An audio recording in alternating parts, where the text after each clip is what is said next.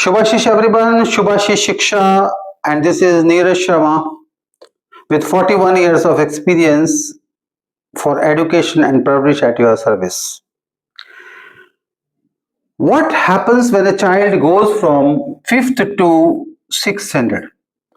When the child is in 5th, he is approximately 8 years old. That means he is growing physically, he is growing emotionally, he is trying to understand the world. His every development, whether it is psychomotor, whether it is physical, whether it is going on side by side. And at this point, parent support is essential. Last time जब मैंने video दी थी उसे मैंने mention किया था कि हम बच्चों के ब्लाइंडर्स लगा देते हैं। क्या होता है, घोड़ा जब हम उसको बग्गी में डालते हैं तो उसके दोनों तरफ आई कैप्स बोलते हैं उसको, ठीक है ना।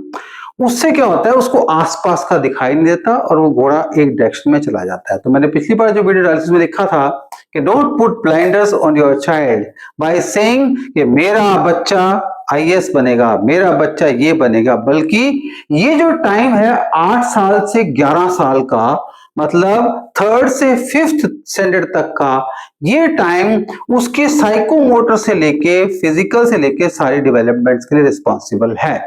अब क्वेश्चन अराइज होता है, यदि आपका बच्चा 6th में जा रहा है तो उसकी एसेंशियल्स क्या हैं, उसको क्या क्या आना चाहिए, क्या किसी भी इंस्टीट्यूशन को वहां पे एक ब्रिज कोर्स करना चाहिए? डेफिनेटली करना चाहिए, क्योंकि जब एक बच्चा 5वीं से 6ठी में जाता है तो 6ठी में उसके पास सबसे इंपॉर्टेंट सब्जेक्ट इंग्लिश है।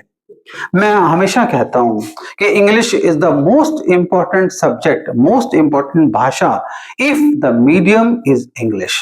ये मैं हमेशा कहता हूं इसके लिए, और मैं आपसे प्रार्थना करता हूं कि आप हमेशा ये बात को ध्यान रखें कि इंग्लिश पे फोकस करना जरूरी है।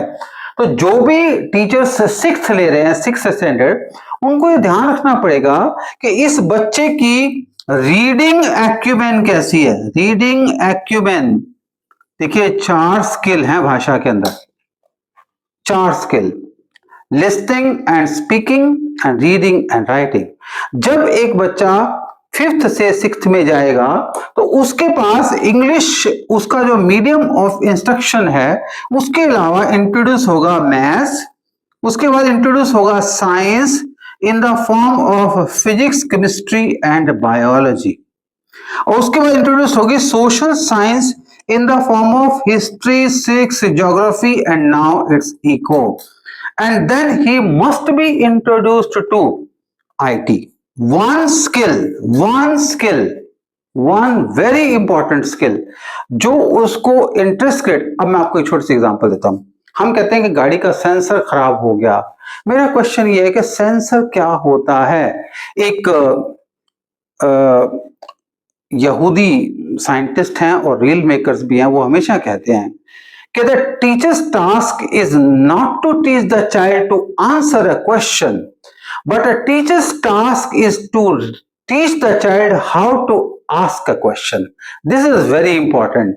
यहां पे क्या हो रहा है कि हम क्लास में जा रहे हैं, एक्सरसाइज को रट्टा मरवा रहे हैं और उसी को रिप्रोड्यूस करके रिजल्ट दे रहे हैं, लेकिन टीचर का काम है कि पापा, मम्मी, टीचर, ये कैसे होता है, हाउ इट इज हैपनिंग। आपकी क्लास में सेंसर हैं, आपके घर में इतने सारे इंस्ट्रूमेंट्स में सेंसर हैं, आपकी वॉशिंग मशीन में सेंसर हैं, आपके एसी में, एयर कंडीशनर में सेंसर्स हैं। ये सेंसर्स हैं क्या? यदि बच्चा क्वेश्चन पूछना नहीं सीखता है, इसका मतलब उसकी साइंटिफिक टेम्परामेंट जो डेवलप होना चाहिए था अब तक, वो नहीं हुआ। This is very serious. और यही कारण है कि जब बच्चे 5th से 6th में आते हैं तो पेरेंट्स की हमेशा कंप्लेंट रहती है कि ये बच्चा 5th तक तो ए ग्रेड में था और अब इसका ग्रेड डाउन हो गया। और डाउन किस में जाता है? वो 2 मेजर सब्जेक्ट्स के अंदर, साइंस और मैथ्स। और मैं आपको बड़ा क्लियरली बता देता हूं, यदि कोई भी बच्चा इंग्लिश मीडियम में पढ़ता है तो वो साइंस में इसलिए डाउन जाता है क्योंकि उसको समझ नहीं आता।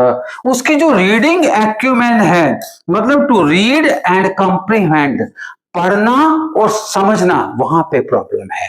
तो मेरी आप सभी से एज अ पेरेंट, अभी ये ब्रेक होगा तो आपने कुछ नहीं करवाना उसको, आपने सिर्फ और सिर्फ उसकी रीडिंग एक्यूमेन को इंप्रूव करना है। And I assure you, as a teacher of 41 years of experience, I assure you कि जितने भी बच्चों का इंग्लिश मीडियम में रीडिंग एक्यूमेन अच्छा है, they are the successful students of life.